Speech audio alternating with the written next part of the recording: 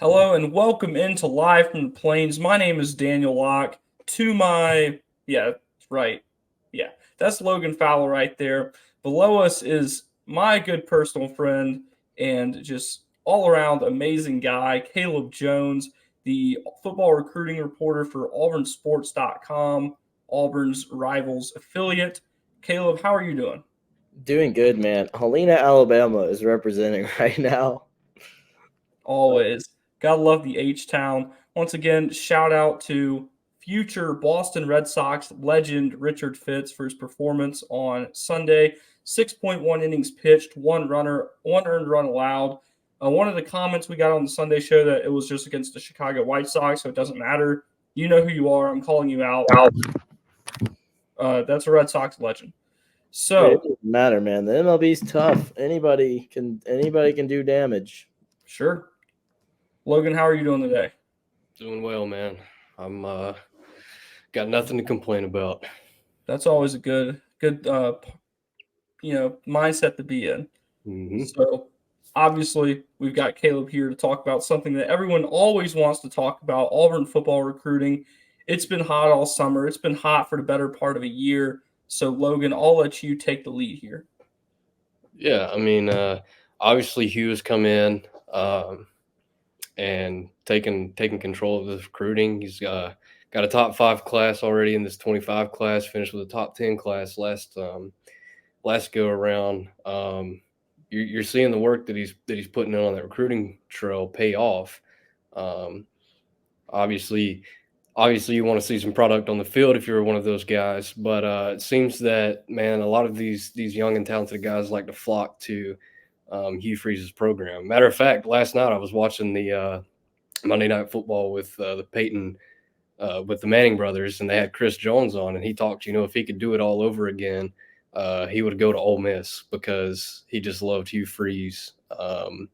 Says they have a great relationship. So obviously these young guys love to play for Coach Freeze. But it's kind of going into this 25 class, Caleb. I mean, all the smoke right now is what's going to happen at the quarterback position. Obviously, Deuce Knight was here for the Alabama A&M game. He was here again for the Cal game. A lot of smoke around a potential commitment there. So what's kind of going on in that recruitment? Yeah, it's been a roller coaster of a recruitment at the quarterback position for Auburn because at first you're looking at all these quarterbacks that they're going after. The talk is, Julian Lewis is the guy right here. He could be coming in. He may be flipping. You never know. He's got an official visit. And then you kind of see that cool off significantly and shift really to, well, Deuce Knight is now the guy that Auburn really wants, and it's been that way since late June, right? And so it's carried over into July. It's now carried over in August, and now we're in September, and that still remains true. He's the guy. He is the number one target that Auburn wants to come in and really sign in this 25 class. It's a good sign to see him, on campus 2 weeks in a row. It's really impressive. It's really good for Auburn to get him here. My belief, and same with the guys that we have over at AuburnSports.com, is that at some point or another, we think Deuce Knight will flip to Auburn. It's just a matter of time. However, that timeline is real shaky. There's been thoughts of, well, this could happen as early August. This could happen. Well, it could be the end of the month, and now we're in September, and that timeline is less clear. There's a lot of questions, and recruiting's always changing. So there's a lot of questions as well. Is Notre Dame really sticking around here? Are they really going to hold on to him? Maybe is Ole Miss sneaking in here? A lot of questions remain. At the end of the day, I still think Deuce Knight does flip to Auburn at some point. Right. And when you get a commitment like Deuce Knight, obviously you're going into week 3 of the season. You don't have a quarterback committed yet in this 25 class. Um, you've kind of heard of a guy like Andrew Babalola, the 5-star tackle out of Kansas. Who a Deuce Knight commitment could help reel that guy in too. So, kind of, I mean, who are some of the prospects that if Deuce Knight commits to Auburn could make a significant impact on whether they join this class too. Yeah, it's like it's like you said, the quarterback is a huge position in every class. A lot of guys look at it as the leader of the position. Oh, excuse me, the leader of the class. Walker White was kind of that guy in 2024, who was just really on some guys. And if you're Auburn, you want to get Deuce Knight on board as quick as possible, because you're right, that helps you tremendously in other recruitments of a guy like Andrew Babalola, who's I've talked about before on the Rundown, which is our podcast. Babalola is a guy who's very detail oriented, right? He wants to know everything about the program, the school. He's very selective about what he's looking for, and I think if you bring a guy like Deuce Knight on board, he gets even more intrigued by Auburn. Like, all right, like Auburn becomes a much more serious potential landing spot. I think some other guys that maybe become Andrew Babalola. If you're able to get Deuce Knight on board, I think Andrew Babalola becomes a much higher chance for Auburn than the other guys that you might want to look at. Or Sam Turner, that's a big one, who was here this weekend, and he told us, he said, look, if Auburn gets Deuce Knight, that makes me look at him a little different. He's a receiver. He wants to know who's going to be getting him the ball. Like that was a big question kind of last year with the wide receiver class that they signed. Who's going to get him the ball? And the question's the same thing this year, because it doesn't look like Peyton Thorne's going to be the guy next year. Like he's not going to be the guy next year. Is this Thorne's last year? Yeah. Like he's not going to be the guy next year. So you want to know who's going to get you the ball. Is Deuce going to be that guy in a couple of years? If Auburn gets him, probably. Like he may not play right as a freshman if he does flip to Auburn. It's very rare that you do see a freshman get it thrown in right there in the mix in the SEC. But you're just gonna have to kind of, I guess, ride it out. But having that guy on your roster certainly helps. I think it helps with Caleb Cunningham too, the Alabama commit. He's Mississippi guy. Him and Deuce are good friends. They talk. So if you get Deuce Knight, I think that can change a lot of things, for Auburn and other kids that they're really trying to get on board. So Shakia Mills-Knight made a surprise appearance in Auburn this weekend. He's committed to Ole Miss. Do you think that is a flip possibility? Yes, Shakai Mills-Knight was in Auburn this weekend. I think it's great to see him on campus. Do I see this as the number one flip target for Auburn? I don't think so. I don't like Auburn's chances at flipping Shakai Mills-Knight. I think that commitment to Ole Miss is very strong. I think his interest and relationship with Auburn is also very strong, but I don't see that one. I don't see that one happening as much as a Deuce Knight or something like that. I don't feel as strongly. Sticking with the running back room, obviously you've already got Alvin Henderson committed, flipped him from Penn State earlier in the summer. He's been a really active recruiter, kind of taking over that role that Walker White had last year. But another guy that Auburn is high on is Usman Chroma, and I think he's kind of trying to decide between is it Auburn and Florida State? Yeah. Yeah, Usman was in Georgia this past weekend, so he's looking at Auburn, Georgia, Florida State. He'll be at South Carolina this weekend. I wouldn't be shocked to see him back at Auburn before the end of the month. Auburn still got two really big home games. They got Arkansas and Oklahoma coming up. But the thing about Usman is he's undecided, and that's a big thing right now. He's not committed anywhere.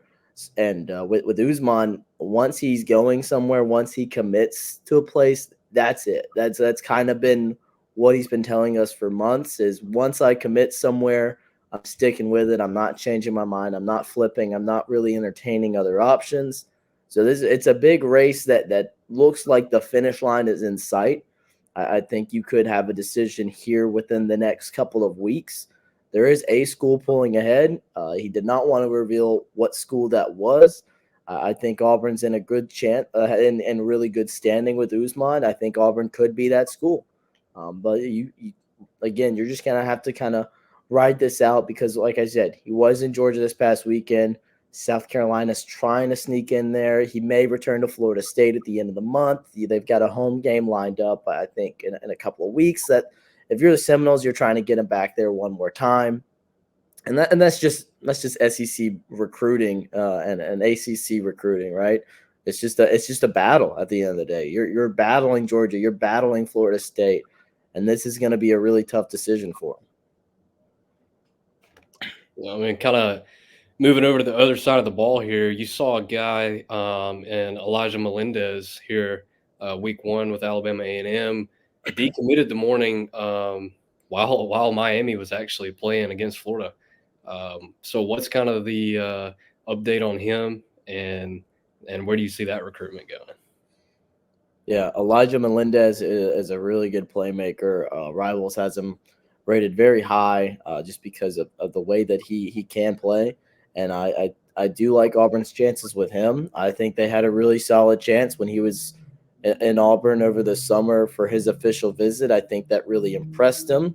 I think going to Miami, I think his Miami official was actually a couple weeks after Auburn. So I think you saw the same thing kind of with Third Scroggins, where Auburn made a really strong impression right on that official visit, and then you go to Miami, and Miami just kind of strengthens that commitment, right, from strengthens that commitment from Melendez and secures a commitment from Third Scroggins.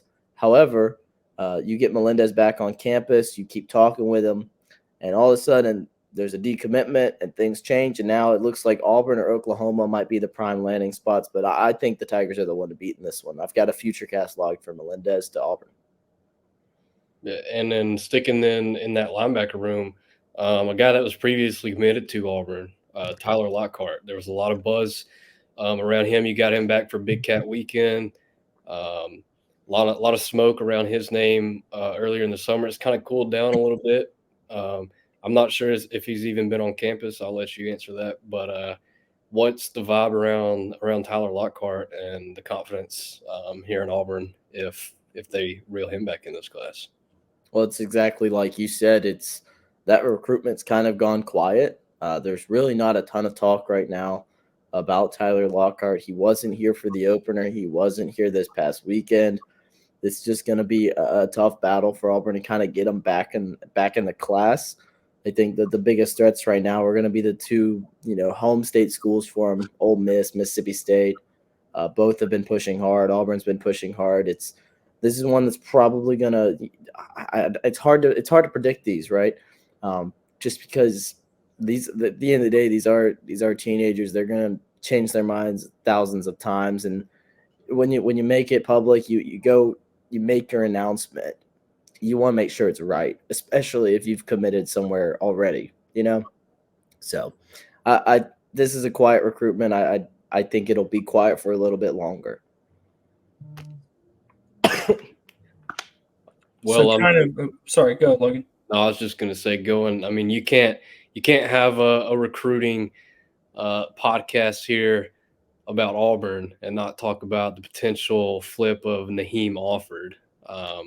Got back on campus for the opener, committed to Ohio State. Kind of seemed like he was locked in there. Now confidence is rising on the Plains. What's the update there on Naheem?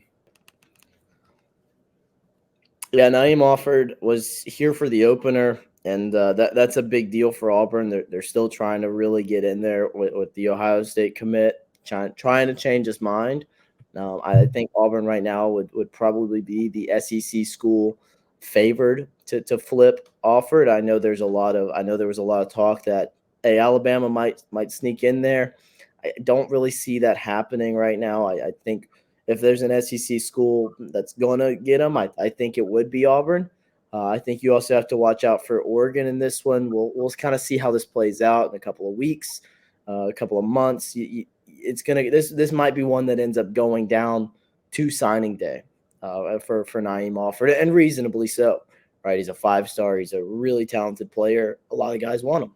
So obviously, with commitments rolling in, that's a good thing for any program. But one thing that's not as good, and you kind of mentioned it, kids change their mind. At the end of the day, you're at the mercy of a 17-year-old kid. Not a very ideal position to be in. But are there any guys in this Auburn's 2025 recruiting class that you could see decommitting?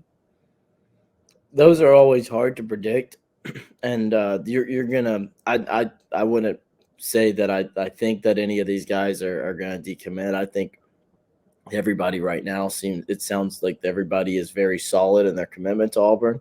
That being said, Auburn's at a really good class right now. You know, they just lost to Cal. The season's about to play out, and it's going to be interesting to kind of see how these other programs react to Auburn's season and their recruiting efforts. What I mean by this is if Auburn starts slipping up a little bit, you're likely going to see some of these other programs try and poach their commits, right? You're going to see other programs get in the commits' ears and be like, "Hey, look, Auburn's not going to be there next year. Like they're not a winning program, whatever." Kind of like what Auburn did, I think, last year with some other SEC schools where you take advantage of some of that stuff, right? Where you look at Florida last year, they had a really good recruiting class. Brian Matthews kind of talks about this a lot. Is Auburn is kind of entering like a very important season, right? Where you need to hold on to this top 5 class and you need to have a good season, have good on-field improvement. That way other programs can't come in and do what Auburn did to them last year, right? Yeah, so kind of moving on, Auburn kind of kicked up their efforts with the 26 class, especially after that Big Cat weekend. At one point was ranked from a couple of different sites and recruiting sites as the number 1 class in the nation already. So what is that 26 class looking like? And as they move on in the future, who are some guys to look out for there? Yeah, that 26 class has come along really nice. I mean, they got 6 commitments right now. We've got Auburn listed as the number 1 recruiting class in the 2026. They got a bunch of really good young guys in that class, a lot of defensive guys.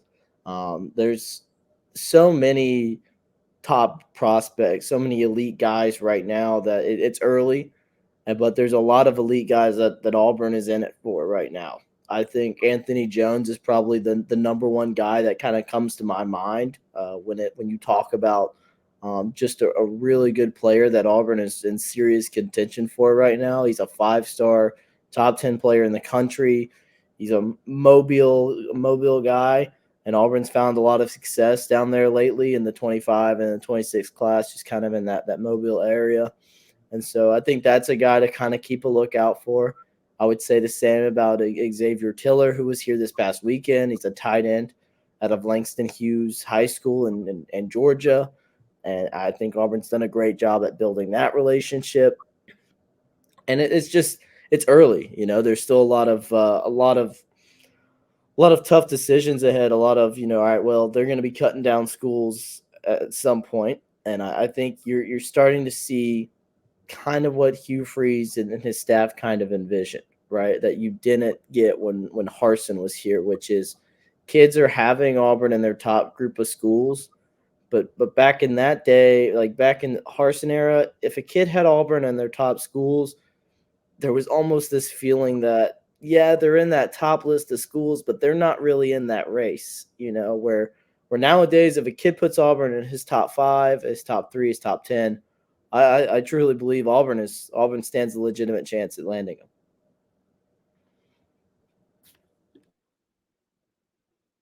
Well, I think that's about all we've got for you, Caleb. We really appreciate you hopping on. Recruiting is, like I said, always a hot topic. Everyone always wants to talk about it. And we really appreciate you taking time out of your very busy schedule to talk about it with us. Absolutely. Thanks for having me on. Appreciate you guys. Absolutely. You can find Caleb on Twitter at CalebJRivals. You can find all of his written work for Auburn Rivals or auburnsports.com. You can find me on Twitter at Daniel J. Locke, or follow me on Instagram at @TheDanielLocke and see my very picturesque life. You can follow my written work over at auburntigerson.si.com. Logan, why don't you go through that process of telling everyone where they can find you? Yep, you can give me a follow on X at Logan F. Fowler, and you can find my written work with 1819 News, and you can also find me writing some for the Auburn Plainsman. Once again, please like, subscribe, share with a friend, especially if you liked it. Even if you didn't like it, don't tell them that you didn't like it, so then they have to suffer like you have. But between now and the next time, yeah.